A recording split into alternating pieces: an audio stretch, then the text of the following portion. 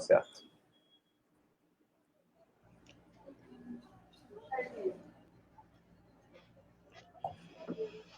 Muito boa noite, amigos da Rádio Opinião. Mais um programa Segunda Opinião aqui na Rádio Opinião, direto do Facebook, live no Facebook, para a gente bater mais esse papo nesse período de quarentena, período em que a nossa sociedade está passando por problemas bem difíceis, mas a gente tem preenchido um pouco aí desse marasmo com uma conversa muito qualificada, trazendo aqui na Rádio Opinião convidados de altíssima qualidade, e hoje não poderia ser diferente. Estou trazendo uma pessoa que eu tenho profundo carinho e respeito.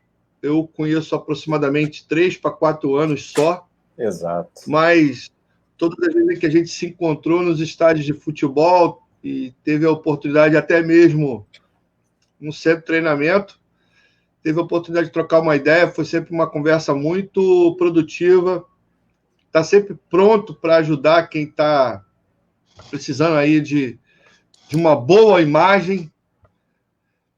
Hoje a gente recebe aqui o Gilvan de Souza, fotógrafo. Vocês gostam mais de ser chamado de jornalista? Opa. Deu uma travada. Deu uma travada, é isso? Opa. Tá ouvindo, Gilmar, direitinho aí? Tô ouvindo. Tá, né? Você ouviu a minha apresentação? Então, eu ouvi a apresentação, só não ouvi a pergunta final. Se a gente gosta de ser chamado de quê mesmo, que travou nessa hora? De jornalista, fotojornalista, né? Isso. Assim, em primeiro lugar, boa noite, brigadão pelo convite, tá bom? Eu tô devendo isso para você há um tempão, que eu lembro que há um ano e pouco atrás a gente combinou isso e eu não consegui cumprir. Então, hoje, finalmente, eu tô dando como é que eu falo? Atendendo ao seu pedido aí, tá bom? Brigadaço pela moral, de coração. Dando o ar da graça, né? Dando o ar da graça aqui na Rádio Opinião. Isso. Mas eu tenho profundo carinho pelo Gilvan, porque a gente se encontrou muitas vezes nos estádios de futebol. O Gilvan é o ex-fotógrafo do Flamengo, fez a cobertura aí durante anos da participação do Flamengo nas mais diversas competições. A gente sempre se encontrava, sempre trocava ideia, sempre batia um papo, que todo jornalista também gosta bastante de fotografia.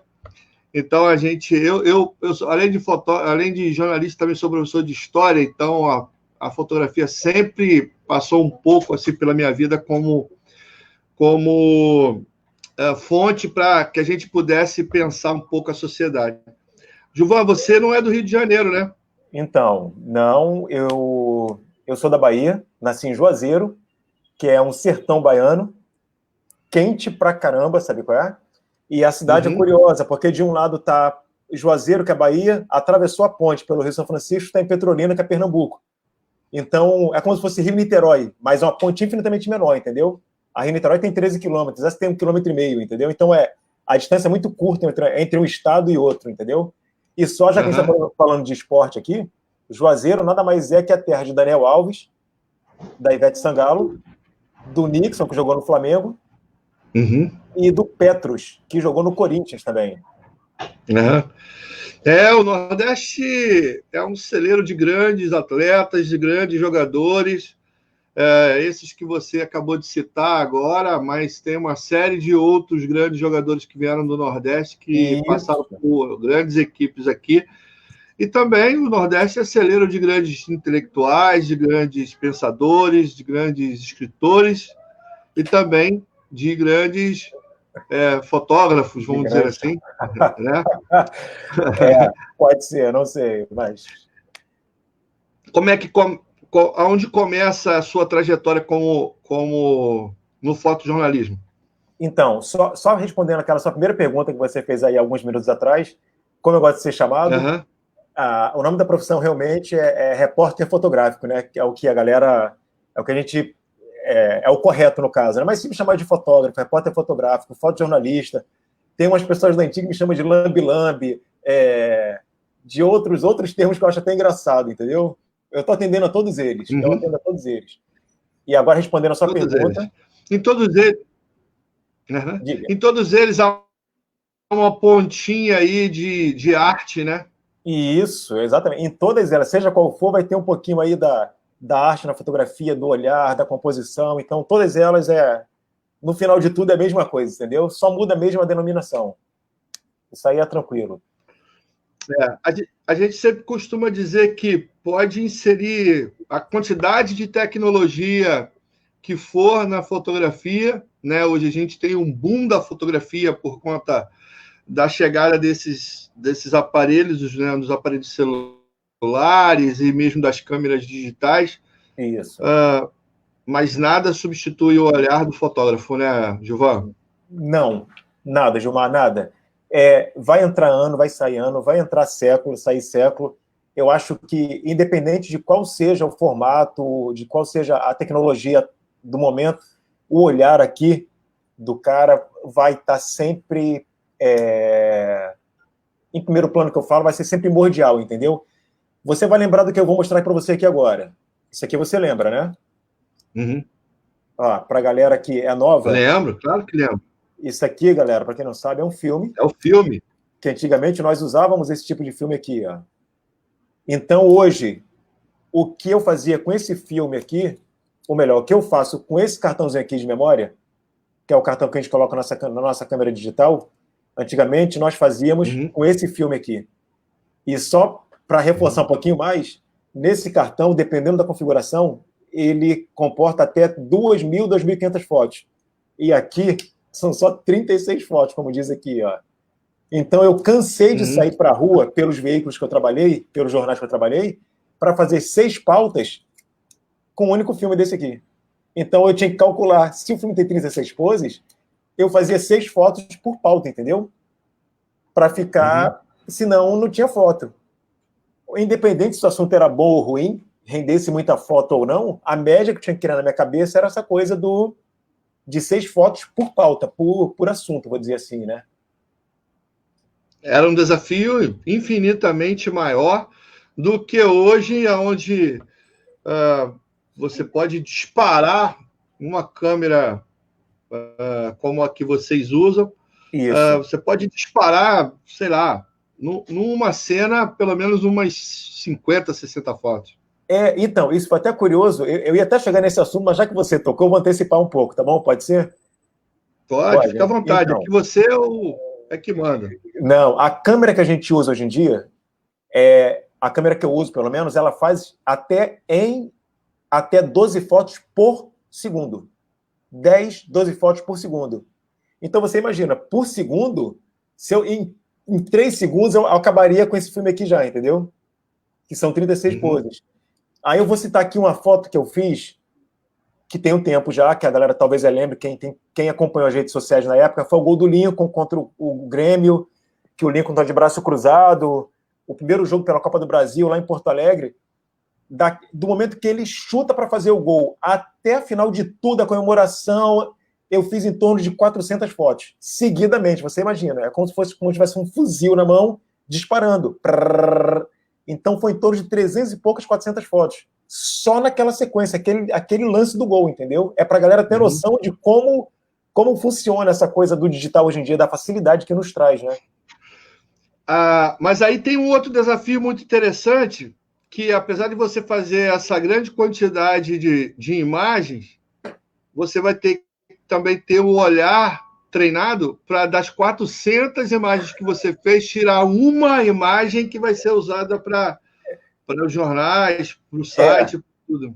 Exatamente isso. Então, voltando, quando era isso aqui, era muito mais fácil, porque você fazia poucas fotos e você já sabia que o seu clique, você tinha que dar o clique na hora certa. Então, a princípio, os seus cliques já eram bons, entendeu?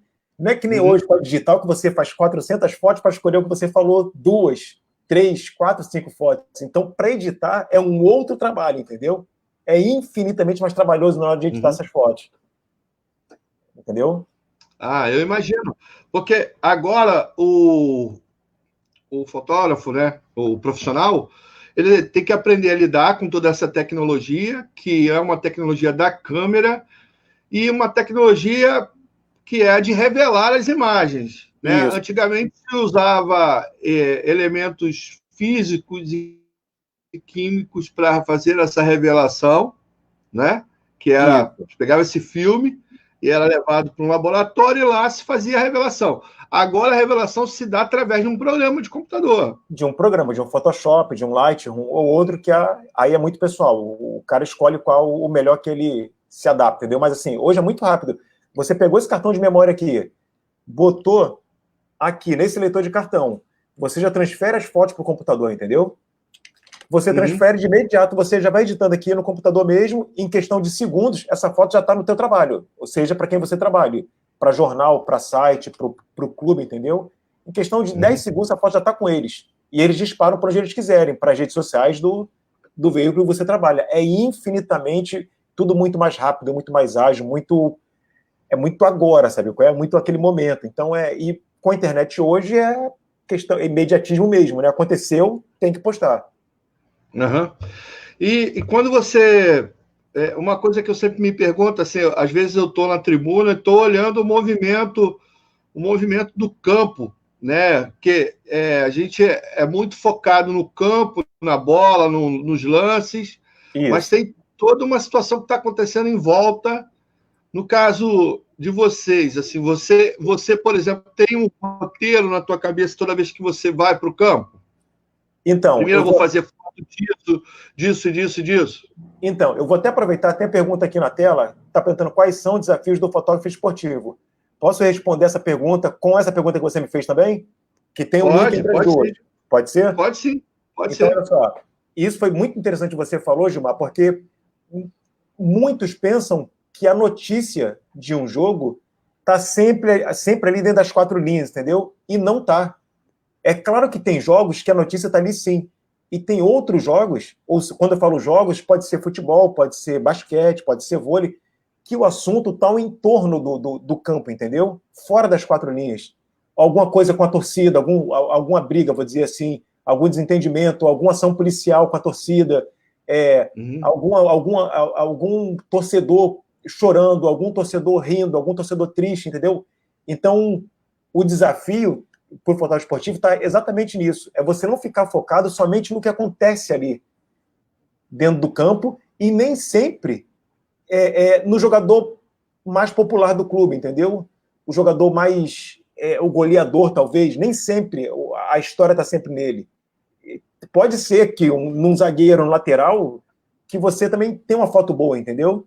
Tipo, vou dar um exemplo aqui bem simples. Sei lá, o Diego, estou dando exemplo. O Diego fez um gol e, em vez de correr para o nosso lado, quem está aqui no escanteio do lado direito, estou dando exemplo, o cara corre para o outro lado. Então fica cheio de gente na frente, você não consegue fazer foto nenhuma. Nisso, você já sabe que aquela foto você perdeu, entendeu? Você não vai fazer quase nada ali porque está encoberto de gente e tal. Pô, então, o que custa? Dá uma olhadinha assim para o técnico, talvez comemorando, sabe? É um torcedor do seu lado ali, próximo àquela mureta comemorando, um outro jogador comemorando, já que não pôde chegar para comemorar junto com outro jogador que fez o gol, entendeu?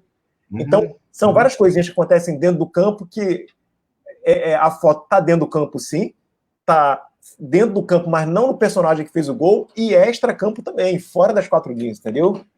Então, esse é o desafio, você apurar o seu olhar, você ter o olhar ligado nisso tudo, entendeu? Para muita gente, eu gosto sempre de reiterar isso, porque para algumas pessoas a questão da tecnologia é suficiente para desenvolver um bom trabalho, e a gente sabe que não é assim, né?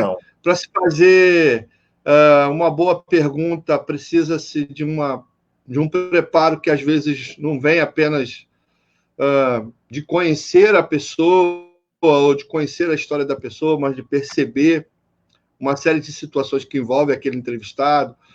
Para fotografar também o olhar e a experiência desse olhar treinado, que às vezes é capaz de prever o que vai acontecer.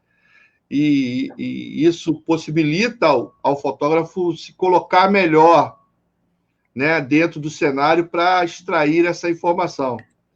Como é que você gradativamente foi fazendo isso? Então, você falou, você tá me ajudando muito, porque você está falando exatamente a forma que eu penso, você está falando aí. Você falou a palavra prever. Então, assim, todo mundo que me pergunta, eu vou dar um exemplo, eu vou a algumas faculdades fazer algumas palestras, tem várias universidades que me mandam entrevistas para aquele trabalho final da faculdade, né, o TCC, e sempre rola uma pergunta parecida.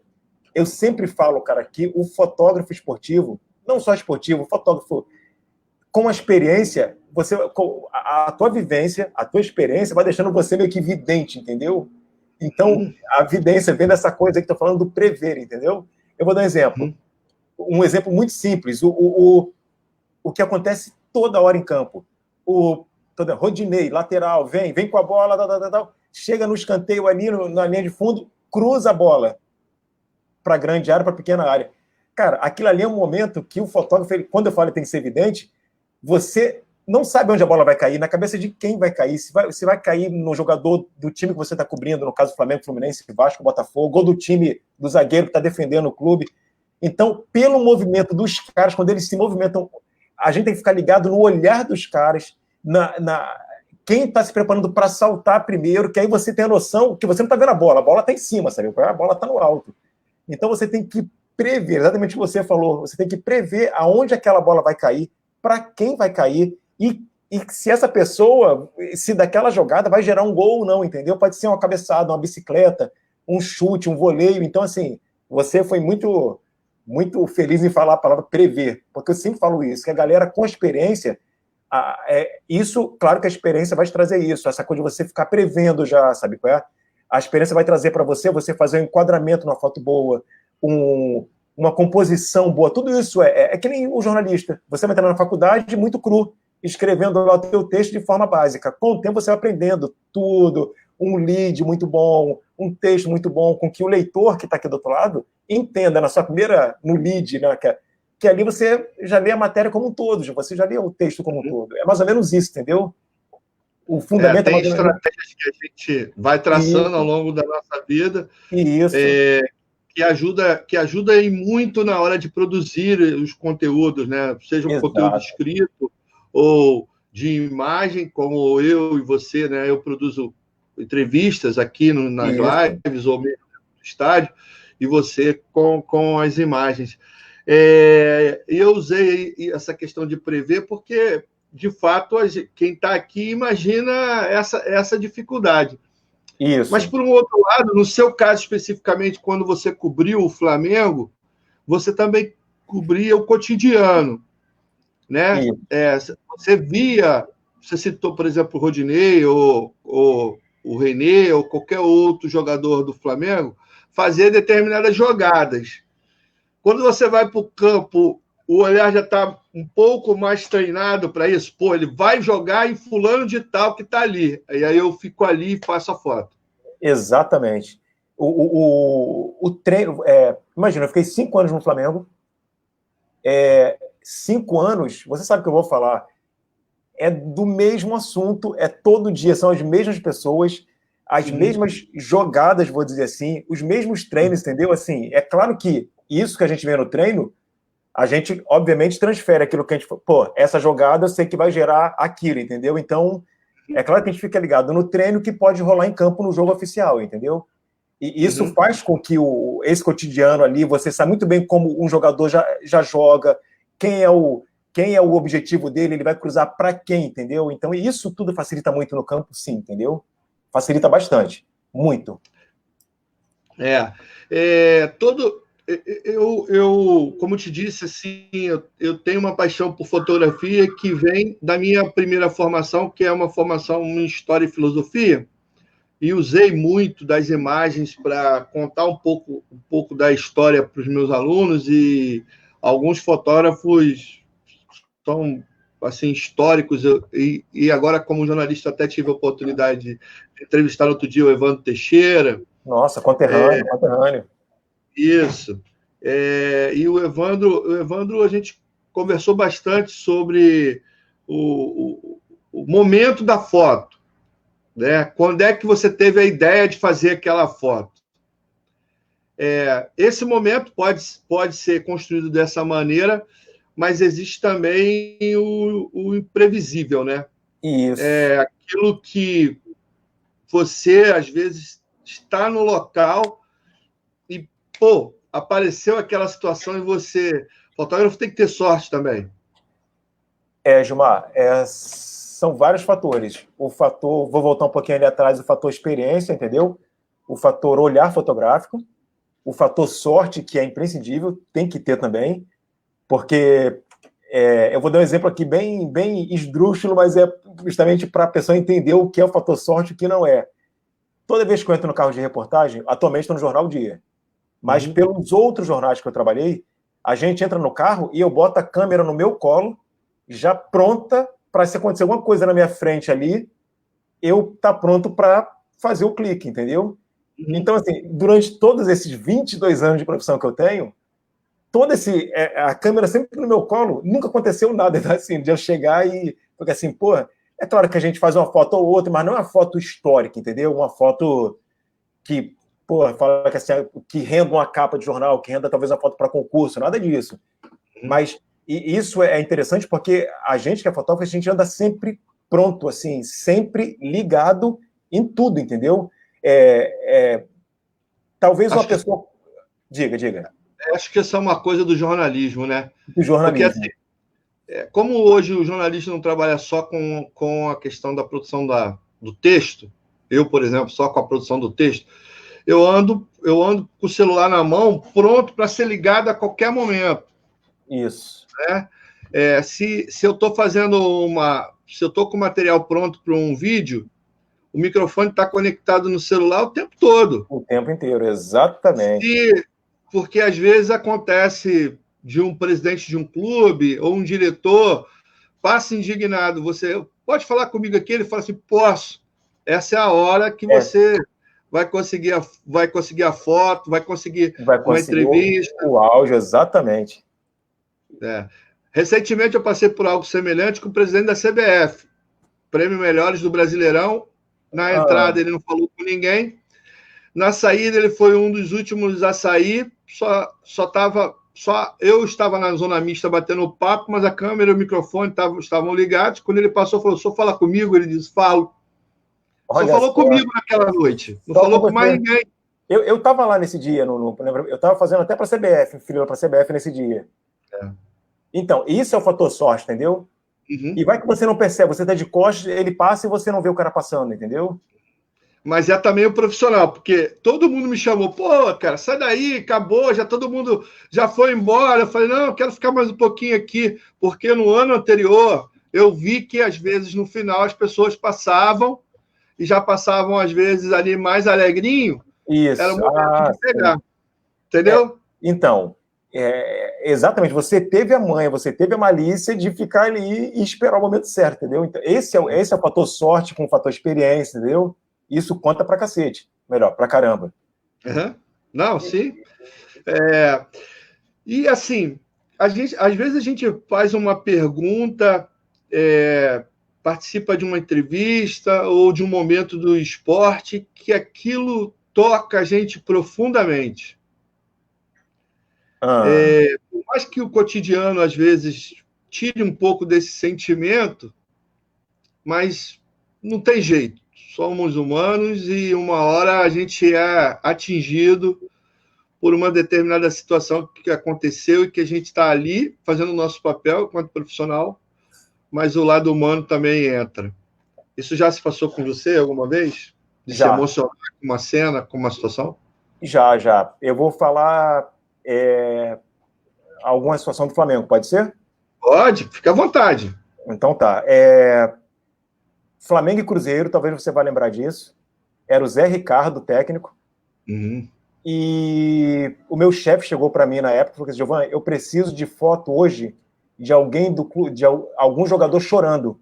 Aí eu, como assim algum jogador? Aí parecia que ele estava prevendo o que ia acontecer em campo. Eu vou te falar o que aconteceu. Acho que ele estava perdendo de 1-0, estava 1-1, minha memória é terrível. Só sei que Mancoejo fez o gol da vitória, 2-1. E aquela vitória, acho que deixava a gente na cabeça lá no brasileiro, entendeu? Na ponta da tabela. E foi um gol aos 45, 46 minutos. Então, ele fez o gol, e acho que nem ele acreditou que tinha feito o gol, e ele veio correndo na minha direção chorando. Olha só, coisa maluca isso. E não só ele chorou, como o Zé Ricardo chorou, os dois abraçados chorando, e obviamente quem chorou também foi eu aqui, né? Aí eu falei... Porque os personagens... Exato, aí me veio um montão de coisa assim em mente, falei que assim, caramba, o cara pediu a foto, que era o Tavis na época, o meu chefe lá, que era o gerente de mídias sociais. Você conheceu ele? Conheço. Aí, tá escrito aqui, ó, ele tá escrito aqui. Ele tá? Tá escrito. Ele foge de mim, mas ele tá escrito. Eu gosto muito do Tavis, acho um profissional, assim, dos mais respeitados no meio. Sempre me tratou com muita dignidade, porque, assim, Gilvan, uma coisa que eu saliento aqui bastante, por isso aquela introdução, a Rádio Opinião tem 3 anos. 3 anos. Ela é parte de um sonho meu de lidar com o esporte, de trabalhar, de produzir conteúdo sobre isso. Isso que sempre foi uma paixão. E no início a gente encontra, às vezes, alguns obstáculos, encontra algumas pessoas que não entendem, mas a gente encontra muita gente que entende e que resolve dar apoio, que resolve vir com uma conversa, né, com uma conversa bacana. Como eu falei de você, que foi assim sempre conosco, o Tavis também foi uma pessoa que comigo, né, ele me orientou em muitos momentos, faz isso que vai dar certo, faz isso. A gente está aí na luta, então eu tenho um profundo respeito por ele como profissional e como pessoa. Não, então, eu falei com ele essa semana e eu falei sobre isso, entendeu? Que dentro desse ramo que ele trabalha, eu acho que não conheço igual, entendeu? Assim, ele arrebenta demais nesse quesito aí, rede social, ele tem um olhar, assim, muito, eu ia falar uma palavra... Treinado, profissional, humano. Não, sim, foi um grande profissional que passou também pelo Flamengo nesse período aí que o Flamengo só cresce, só desenvolve. Isso. A gente pode colocar aí dentro dos profissionais ele. Tem um cara que eu gosto muito, que foi da TV Fla, que é o Edu. O Edu, sim. De São Paulo. O Arnaldo Razzi. Todos esses caras, eu tenho profundo respeito, porque, além de grandes profissionais, são figuras humanas sensacionais. Concordo com você. O Arnaldo é parceiro demais, o Edu, né? Você fala, o Edu também. Então, assim, foi uma galera que naquela transição do Flamengo, você sabe o que eu estou falando, como o Flamengo era, como o Flamengo ficou, em todos os sentidos, assim, em relação à estrutura, às redes sociais, a time, a grana, a tudo, entendeu? A gente eram craques, só tinha craque na estrutura de imagem, de marketing do Flamengo. Isso era verdade. Hoje, assim, não tô... Aí a gente precisa ser justo também, né? Continua. O nível é altíssimo. O trabalho continua sendo extremamente bem feito, sabe qual é? Bem feito. Tudo padrão Flamengo mesmo, assim, entendeu? Tá muito bom, muito bom. Só a gente pegar o que o Flamengo está fazendo nesse momento de pandemia, em termos de ativação com o seu torcedor, não tem nada no país semelhante. Não tem. No país. E aí a gente pode incluir os grandes clubes de São Paulo, do Rio Grande do Sul, de Minas Gerais. Ninguém chega nem perto. Não chega. Com todo respeito a todos eles, entendeu? Sim, mas, assim, não chega. Gilvan, eu parto do princípio que quem fala a verdade merece respeito em todas as circunstâncias. Isso. Eu não passo pano, não aliso nada que não mereça, de fato, a ser realizado. Mas retomando aqui, essa imagem que você falou, aí você fez a imagem, na hora você emocionou? Foi uma das 500 vezes que eu me emocionei, entendeu? Então, esse foi um jogo uma das 500 vezes. Quando eu falei emocionar, me emocionar pro bem e pro mal também, entendeu? Tipo, o mesmo Flamengo e Cruzeiro, final da Copa do Brasil, que nós perdemos pro Cruzeiro lá. E eu achando, eu tinha certeza que nós íamos ganhar aquele jogo, entendeu? Uhum. Então ali eu fiquei muito triste também. Foi na casa deles, então assim, eu tinha certeza que a gente ia ganhar e frustradamente nós não ganhamos, entendeu? Então foi um banho de água fria, assim. Mas você foi agora na final da Libertadores? Não fui. Eu não fui escalado para esse jogo. Ah, sim. O jornal que eu trabalho não mandou, entendeu? Ah, sim. Pensando também nas belas imagens que você já fez, eu imagino que destacar uma imagem é difícil, né? Você já fez muita coisa. Desculpa te cortar assim, mas parece até clichê, né? Assim, porque todo mundo que me pergunta, eu falo as mesmas fotos porque são fotos que, para mim, têm um significado muito forte, entendeu? Cada uma com sua particularidade, cada um com um carinho diferente, entendeu? Mas eu posso mostrar para você, se você autorizar aqui, eu boto aqui, tem aqui no computador. Pode mostrar, pode ficar à vontade. Olha só, eu vou mostrar uma que eu gosto muito. Deixa eu só aumentar aqui a tela aqui. Espera aí.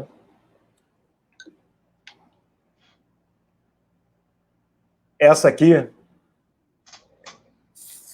tá dando para ver? Mais ou menos, né? Espera aí. É do Júlio? É a do Júlio César. É o Júlio. Do Júlio. Esse aqui foi o primeiro treino dele. Então, esse dia estava chovendo e eu não tinha me ligado que ele estava treinando ali, tudo bem. E essa molecada que está assistindo aí, babando o ovo aí dele, eram os 3 moleques do Sub-20 que tinham acabado de ser campeões da Copinha, entendeu? Então, essa foto viralizou muito aí pelos meios de comunicação, pelas redes sociais. E é uma foto que eu tenho um carinho. Eu vou mostrar outra aqui. Toca de tudo. Nas lives aqui, a gente... Eu acho que o jornalismo, depois da pandemia, também vai rever uma série de situações, né? Porque antes era tudo condicionado dentro de um estúdio. Hoje, não só nós, mas todas as outras emissoras, todo mundo toca celular, criança.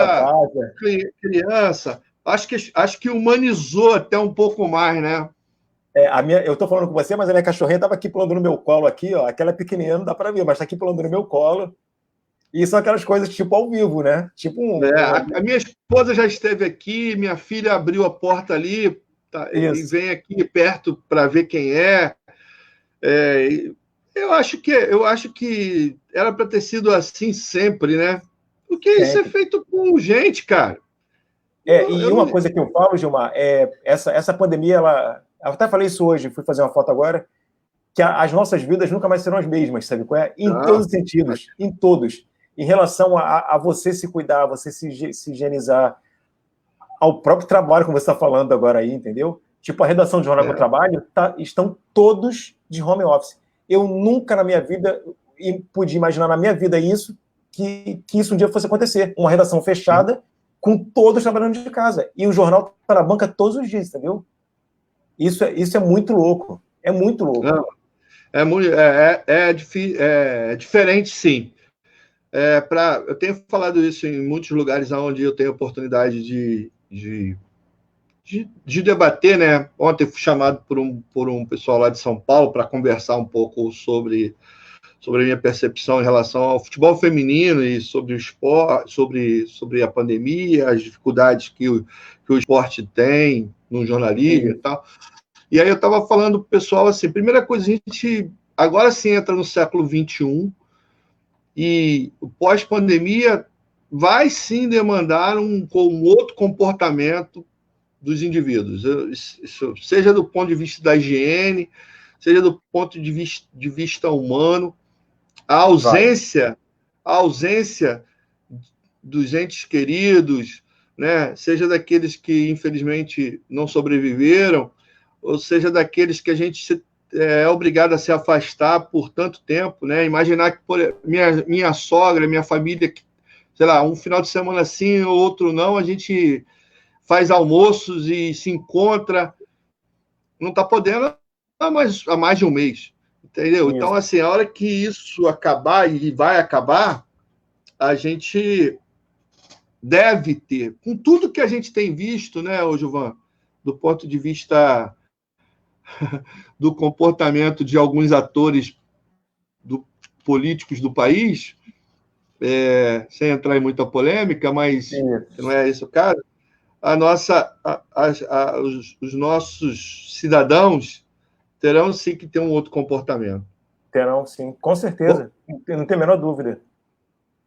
E nessa questão da foto que te emociona, essa do Júlio tem uma outra questão que eu acho que você vai concordar, né? O Júlio é um atleta diferenciado, né? Olha, já que você botou a bola na marca do pênalti, vou ter que falar então, uma observação sobre o Júlio César. O Júlio chegou para ficar 3 meses no Flamengo, se não me engano. Uhum. Foi só isso. Acabou ficando um pouquinho mais, mas eu vou te falar, isso é opinião minha, tá? Não é de nenhum goleiro que está no Flamengo, de nenhum jogador, de ninguém da comissão técnica. Eu acho que o Júlio, eu nunca vi um jogador fazer tanto em tão pouco tempo. Quando eu falo tanto, o lado humano, entendeu? Não existe. Não existe. Tem uma situação, foi o primeiro jogo dele, você vai lembrar, foi em Volta Redonda, um dia chuvoso, um Flamengo e Boa Vista, não estou lembrado quem foi. Cara, eu cheguei para ele naquele túnel que dá acesso ao campo, ele chegou, e como era a estreia dele, eu queria fazer uma foto dele, uma foto bonita, uma foto de costas, ele subindo a escada contra a luz, aquela luz vindo lá de fora. Eu falei, Júlio, sobe aí no meio das escadas, sozinho, que eu quero fazer uma foto sua. Ele, Gilvan, ou você faz de todo mundo, quando ele falou todo mundo, eu, o Thiago e o Gabriel, que era o segundo, terceiro goleiro, ou não faz de ninguém. Aí eu falei, caralho, nem nessa hora, o cara, ele em momento algum, ele pensa só nele, entendeu? É só no coletivo. E isso, ele deu, repito, isso é um ponto de vista meu, tá? Eu acredito que ele tenha dado uma aula de tudo naquele pouco tempo no Flamengo, entendeu? O cara simplesmente assim, eu vou usar um termo, eu posso falar um palavrão, eu sei falar palavrão. Pode, que ele é foda. O cara é foda.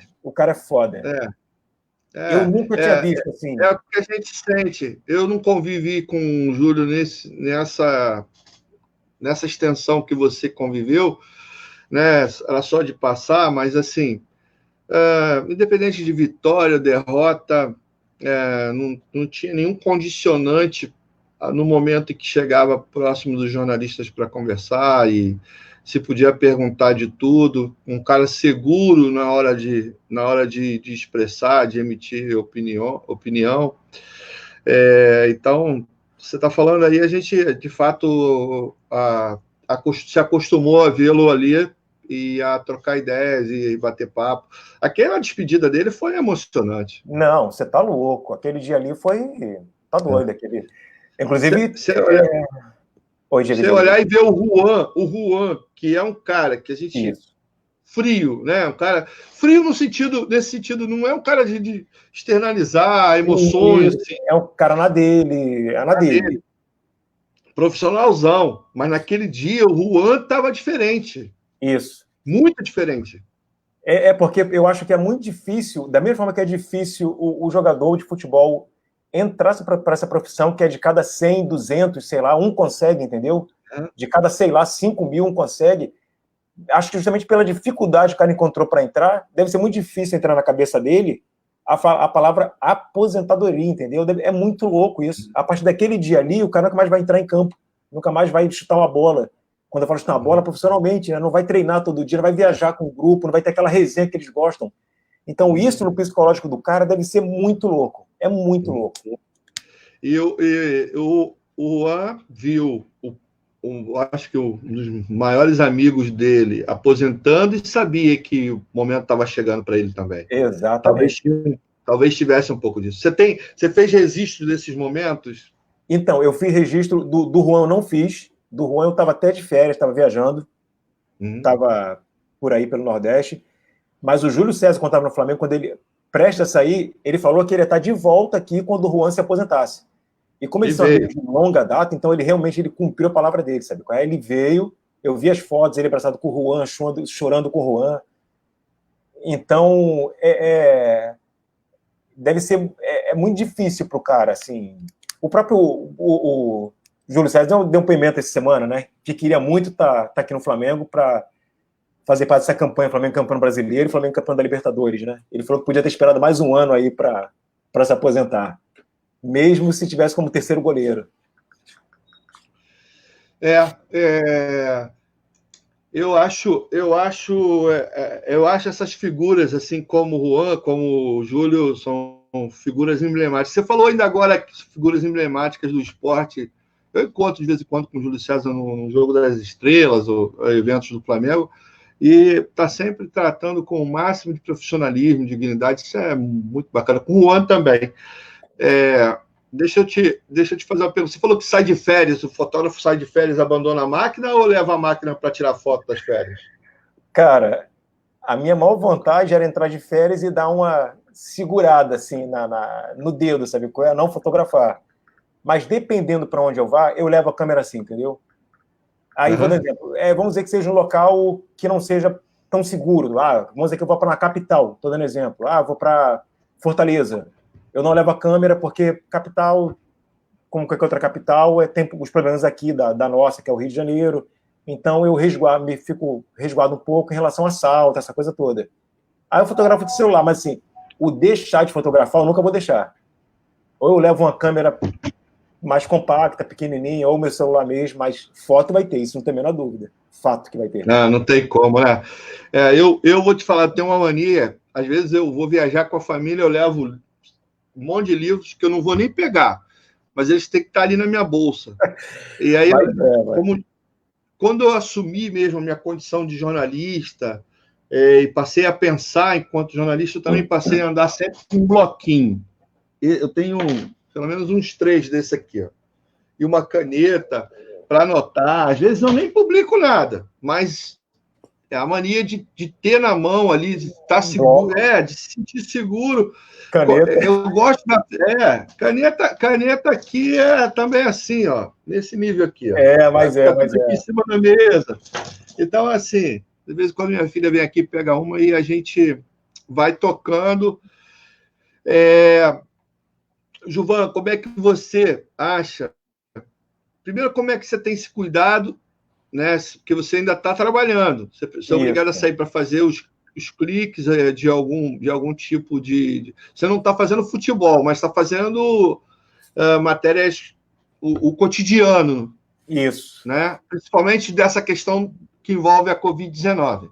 Como é que você está se cuidando? O que você tem visto? Então, cara, isso é tudo muito novo para a gente, né?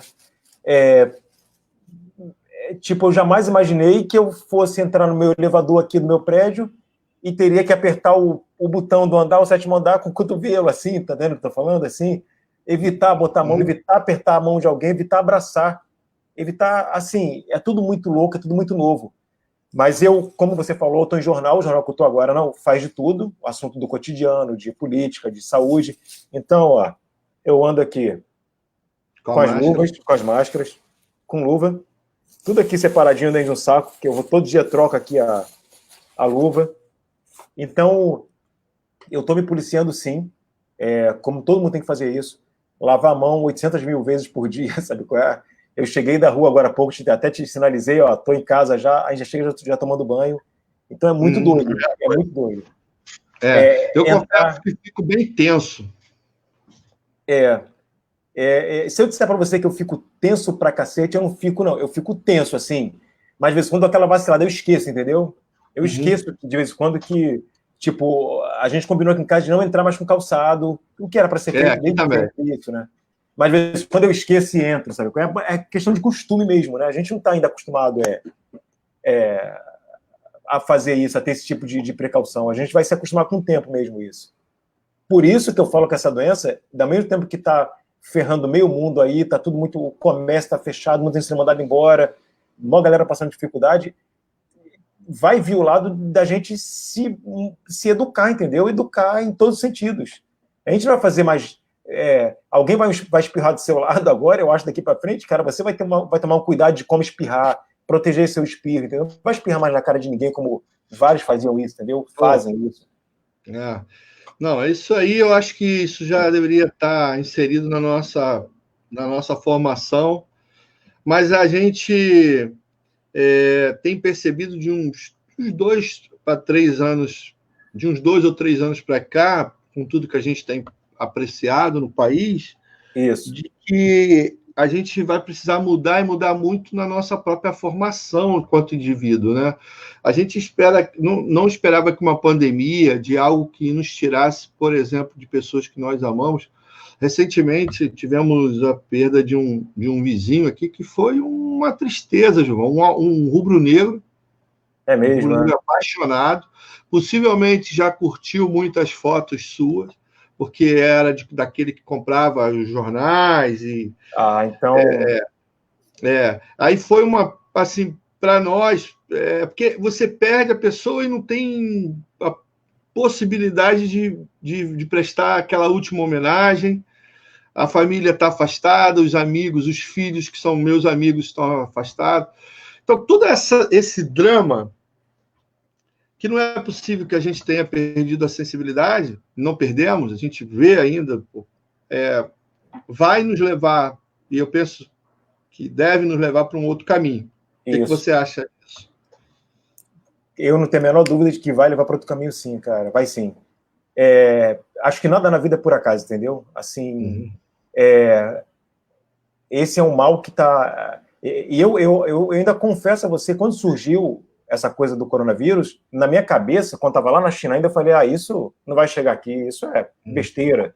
Na minha cabeça, assim, eu jamais imaginei que fosse tomar essa proporção que tomou, entendeu? Proporção mundial, sabe qual é? E isso que a gente está vivendo aqui hoje, você, até como professor de história, você sabe o que eu vou falar. Eu estava falando com minha filha ontem, isso está acontecendo atualmente aqui com a gente, cara, vão ter que escrever novos livros, e isso vai fazer parte da história, entendeu? Sim. Porque isso é uma loucura mundial, assim. Parece uma guerra, como se fosse uma guerra mundial, sendo que de outra forma. Então, vai fazer parte da história, sim. Então, tomara que isso passe logo, passe rápido, que a gente tenha presenciado isso e lá atrás, lá na frente, quer dizer, a gente passe a rir, entendeu? Rir que eu falo, quando eu falo rir, você agradecer a Deus por ter passado por isso, por ter sobrevivido, entendeu? Porque é muito louco isso. Eu nunca imaginei na minha vida passar por isso, de ver o futebol parar, de ver o comércio parar, de ver as pessoas com mais dificuldade do que já estavam, né? Porque a galera sendo extremamente solidária, assim, todo mundo está sendo solidário, todo mundo está pedindo doação de alguma coisa para doar para alguém. Cara, isso é muito louco de se imaginar que fosse chegar a esse ponto, entendeu? A gente já tem um grupo de intelectuais e pensadores, eu até alguns que eu gosto de ler, que já cravaram esse período de pandemia como um marco que vai, de fato, nos inserir no que nós chamamos hoje de século XXI. Né? É mesmo, As pessoas querem refletir, vão refletir o mundo a partir dessa pandemia. Porque, na verdade, Gilvão, o que a gente está vivendo é uma ruptura de ligações econômicas, sociais, culturais, até rupturas políticas, né? De uma forma muito abrupta. Então, o que certamente virá depois dessa pandemia é algo totalmente diferente do que a gente viveu até aqui. Isso. E eu acho que se a gente pensa um pouco na dificuldade que está sendo a pandemia, o pós-pandemia talvez seja tão complicado quanto, porque nossa sociedade é muito devedora do ponto de vista econômico. E se a gente não tiver, de fato, envolvimento de todos os setores da sociedade, pelo menos essa é a reflexão que eu sempre faço, talvez a gente ainda tenha muita dificuldade com a população mais pobre. Sim. No pós-pandemia. Você também quando você, com a sua experiência, com o seu olhar, com essa vivência que você tem, né? Porque você faz futebol, mas você também vai às comunidades, anda pela rua. Você acha que isso também é uma situação para o pós-pandemia? Sim, cara, é uma situação, sim. Eu acho que quando eu falo a gente, o mundo todo vai ter que rever muitas coisas, entendeu? Rever. E ainda mais, como você falou agora há pouco, nós aqui no Brasil, entendeu? Já que a gente não... Aqui é um país muito complicado, né? Financeiramente complicado, é um país que tem muita gente, mas muita gente necessitada demais, assim, e são esquecidas, entendeu? Esquecidas, é como se não existisse. Uma coisa que eu tenho visto nas ruas, eu não sei se já tinha isso tudo, ou se passou a ter, porque as pessoas estão parando de andar na rua por conta da quarentena. O que tem de morador nas ruas é um absurdo. Eu não sei se eles estavam inseridos ali no nosso meio, a gente meio que passava despercebido por nós, ou se realmente surgiram muito mais pessoas, porque, cara, hoje eu passei agora ali fazendo a reportagem, foi na Marquise, vou lembrar onde foi. Espera aí. Araújo, Porto Alegre. Presidente Vargas? Araújo, Porto Alegre. Sim? Cara, sim. Eu levei um susto quando eu vi isso 3 horas da tarde. Não, 1 e pouco da tarde, 2 horas. Deviam ter uns 80, assim, uns 70 deitados assim embaixo da marquise, coberto. Eu falei, cara, isso não é comum, não é normal, não é normal. Não é. Aí... Gilvan, deixa eu te dar... Essa visão que você teve agora concentrada desses moradores de rua, ela é uma imagem diluída, né? Você que é um homem do olhar, né, um profissional do olhar, da imagem, a imagem que a gente tinha da cidade antes era uma imagem diluída num monte de outras cenas. Isso, exatamente. Você passa na Araújo, Porto Alegre agora, o que você tem são prédios e essas pessoas que sempre estiveram ali. Exatamente. Eu vou te falar um negócio, eu passo sempre ali na Lapa, por volta de 4 horas da tarde. E há pelo menos 2 para 3 anos, aumentou em muito a quantidade de pessoas que ficam ali nesse horário, porque é o horário que vem o almoço. O almoço, porque exatamente. A Igreja Católica, ela reúne tudo que os bares e restaurantes podem doar e fazem quentinhas e distribui. Antes, você tinha 70, 80, até 100 pessoas, há uns 5, 6 anos atrás. De uns 3 anos para cá, houve um boom de pessoas na rua, e aí, quando você anda também à noite, você vai ver essa quantidade de pessoas na rua. Que eram invisíveis, e que agora, de alguma maneira, você vai ter que preciso criar uma promoção para essas pessoas, que elas não estão ali porque não querem estar ali. Não, eu acho que ninguém quer estar na rua, cara, é impossível. É impossível alguém falar que assim, não, eu vou sair do meu teto aqui, da minha casa, com conforto, com sofá, com televisão, com internet, para morar na rua. Isso é humanamente impossível alguém pensar dessa forma. Você tem até um caso ou outro, João. Pessoas que acabam se desconectando da ideia de sociedade, de família. Você tem até um caso ou outro. Mas achar que uma quantidade como essa... Recentemente eu vi numa reportagem, em 1 semana, 2 semanas, o governo, a Caixa Econômica, conseguiu reativar nesse processo de ajudar as pessoas, né, de dar lá essa ajuda de R$600, 46 milhões de CPFs. Onde é que estavam essas pessoas, Gilvan? 46 milhões é muita coisa. O Brasil tem 220 milhões de pessoas. É maior que a população de vários países aí, de vários países, se vacilar, entendeu? Então, se a gente imaginar que essas pessoas estavam escondidas em algum lugar, que sequer tinham documentação essencial, até para o consumo. O CPF é um número para o consumo. É o documento principal, não tem jeito. Tudo é baseado no CPF, tudo. Então, a gente, de fato, estava num caminho equivocado de uma violência que a gente experimentava fisicamente, mas uma violência simbólica. Você, que é uma pessoa que tem um olhar para a cidade, percebia isso? Pois é, então, eu percebia, porque aí volta lá um pouquinho, você falou em relação ao olhar, a gente que é fotógrafo, você que é jornalista, E você ainda tem história por trás disso, que você é professor de história. Então, a gente vê coisas que quase ninguém vê, entendeu? A gente anda na rua, o que muita informação passa despercebido para algumas pessoas, para a gente não passa. Tu sabe o que eu estou falando, não passa mesmo. Sei, não passa. Não passa, não passa.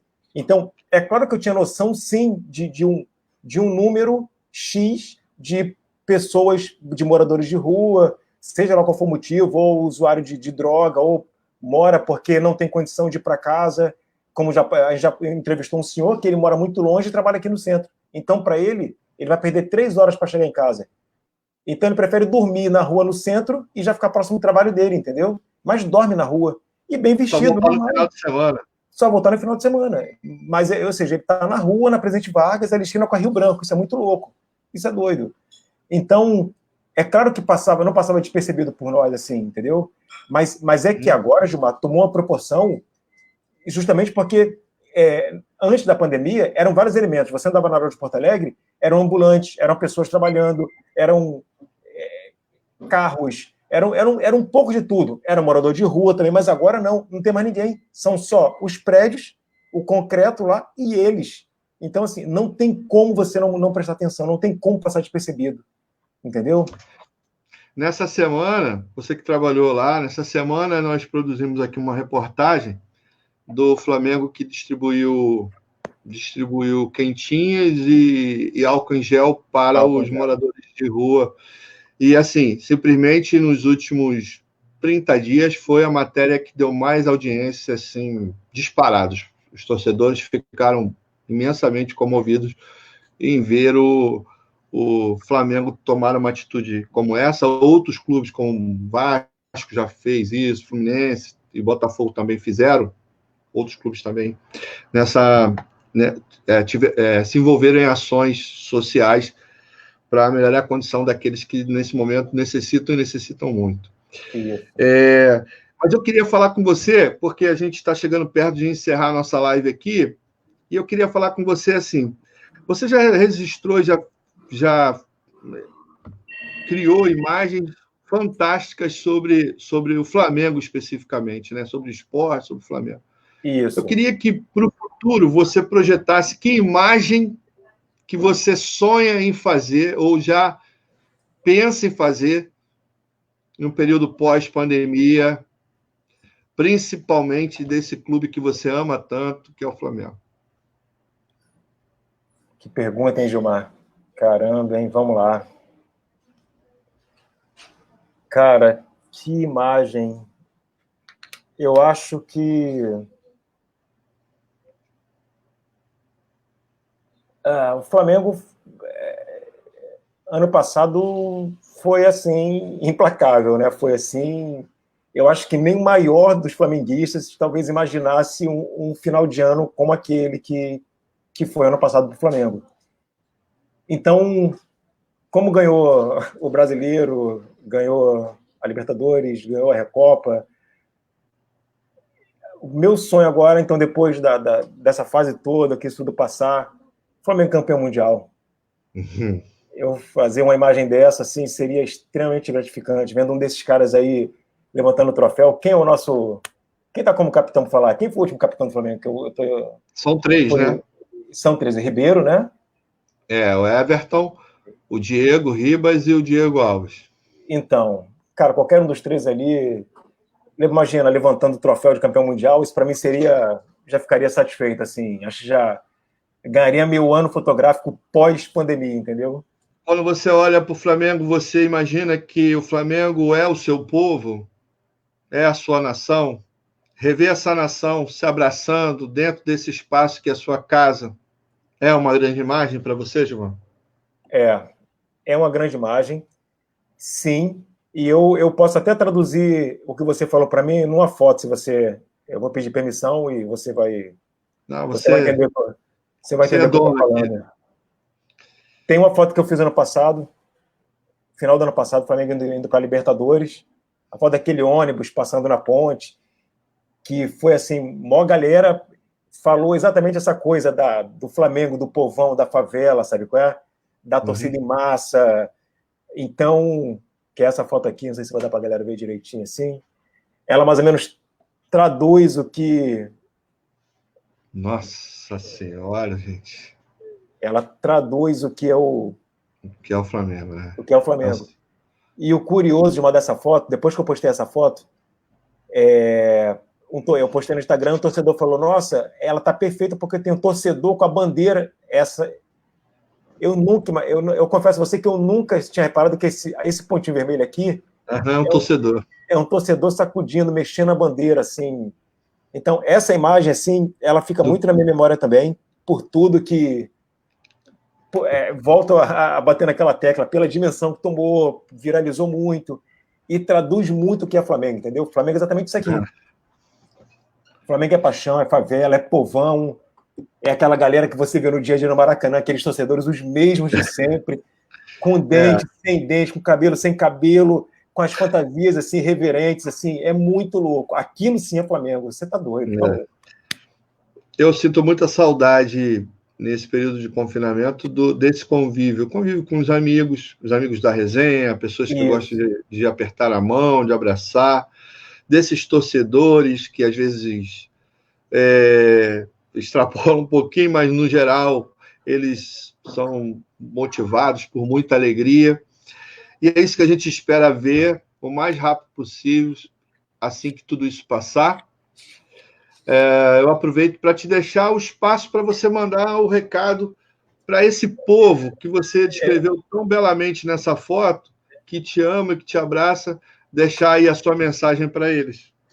Vamos lá, eu ia pedir esse espaço para você mesmo, então, aproveitando aqui, mandar um abraço para minha família, que está aqui, minha mulher e minha filha.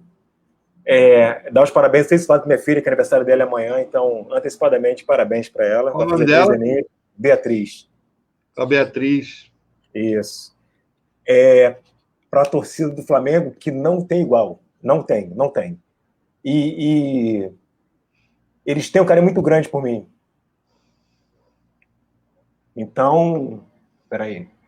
Deixar um abraço para todos eles mesmo. Eu queria pegar uma imagem aqui, mas não está aqui. Um abraço para eles e é isso. Sendo muito... É isso, ó. Chora.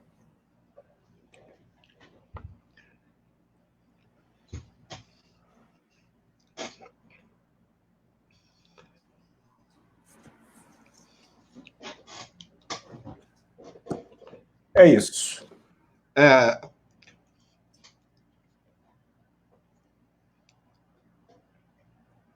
impossível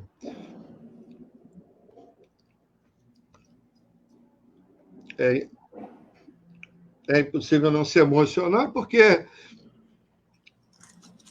na verdade, Gilvan, o que a gente não faz isso simplesmente porque a gente não é apenas defender o pão de cada dia, né? A gente